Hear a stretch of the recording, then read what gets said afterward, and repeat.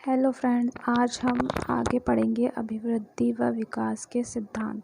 कल हमने पढ़ा था अभिवृद्धि के बारे में। समान प्रतिमान का सिद्धांत। फर्स्ट सिद्धांत कौन सा? समान प्रतिमान का सिद्धांत।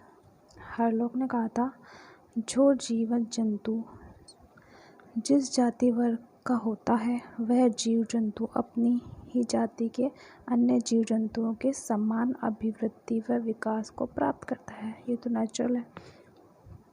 जैसे बिल्ली का बच्चा बिल्ली की तरह होगा, शेर का बच्चा शेर की तरह, मनुष्य का बच्चा मनुष्य की तरह ही अभिवृद्धि व विकास होगा उसका। ठीक है, ये इम्पॉर्टेंट है, कई बार पूछा गया है। दिशा का सिद्धांत और दो सिद्धांत है। फर्स्ट, मस्तकोन्मुख विकास। इस सिद्धांत के अनुसार विकास की दिशा सिर से पैर की तरफ होती है। जैसे सिर, मुख, गर्दन, धड़, हाथ, पैर। पहले सिर बनेगा, फिर मुख, फिर गर्दन, फिर धड़, फिर हाथ पैर बनेंगे। ठीक है। गर्भावस्था में 5 माह तक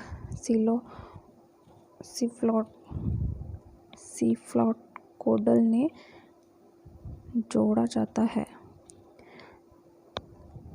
सीफ्लोकोडल को गर्भावस्था में 5 माह के साथ जोड़ा जाता है।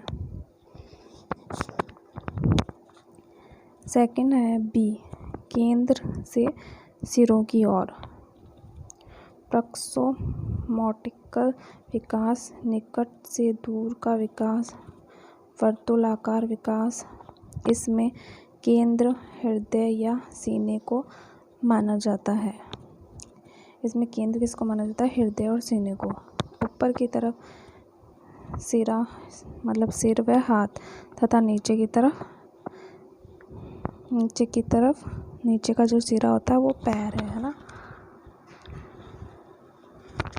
विभिन्न अंगों की गति का सिद्धांत। इस सिद्धांत के अनुसार शरीर के कुछ अंग काफ़ी तेज गति से बढ़ते हैं, जैसे हाथ, पैर, बाल, नाखून आदि, तथा कुछ अंग काफ़ी धीमी गति से बढ़ते हैं, जैसे आँख, कान, नाक, होंठ, गर्दन आदि सभी।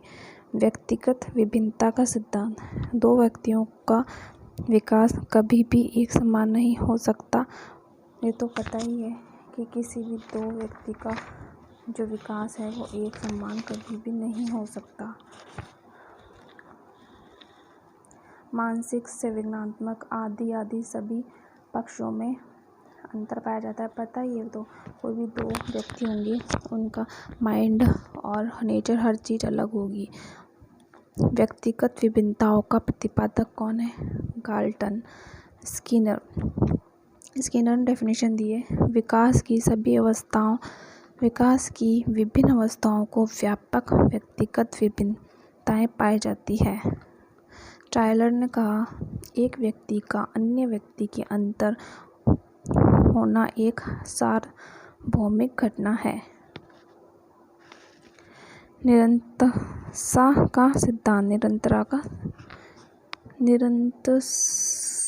का सिद्धांत। विकास एक निरंतर चलने वाली प्रक्रिया है जो गर्भ से लेकर जीवन पहले भी पढ़ा था कि विकास गर्भ से लेकर जीवन पर्यंत तक चलता है। अब बाल विकास केवल गर्भ से किशोरावस्था तक। स्किनर ने कहा, विकास एक सतत निरंतर चलने वाली प्रक्रिया है। ये विकास तो होता ही रहता है ना, बॉडी का सतत है, कंटिन्यूस होता है। 6 जो कि इम्पॉर्टेंट है, कई बार पूछा गया है। सामान्य से विशिष्ट का सिद्धांत है, जो कि इम्पॉर्टेंट है।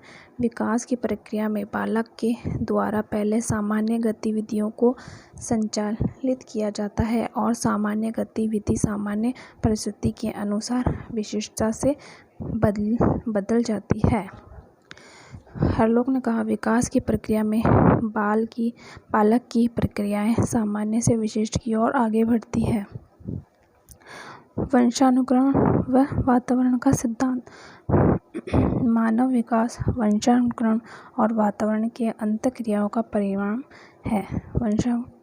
वंशानुक्रमण और वातावरण के अंतःक्रियाओं के सिद्धांत का प्रतिपादक स्किनर है। बुद्धवत ने कहा कि वंशानुक्रमण और वातावरण का संबंध जोड़ से समान न होकर गुणा के समान है।